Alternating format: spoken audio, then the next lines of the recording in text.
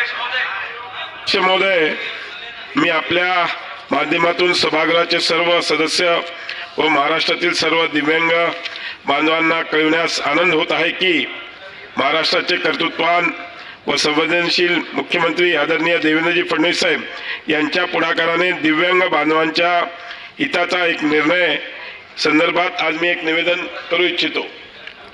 अध्यक्ष महोदय, सामाजिक न्याय आणि विशेष सहाय्य विभागांतर्गत राज्य पुरस्कृत संजय गांधी निराधार अनुदान योजना व श्रवणबाळ सेवा राज्य निवृत्ती वेतन योजना आणि केंद्र पुरस्कृत इंदिरा गांधी राष्ट्रीय दिव्यांग निवृत्त वेतन योजना या योजना राबविण्यात येत आहेत। या योजनेअंतर्गत सर्व प्रभागातील दिव्यांग बांधवांना दरमहा 1500 इतके अर्थसहाय्य देण्यात येते।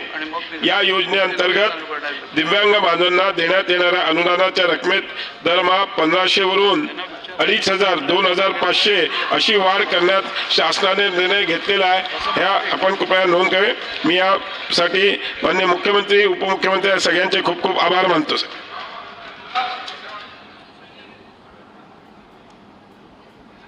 3 वाजता ना, 3 वाजता रिप्लाय ना।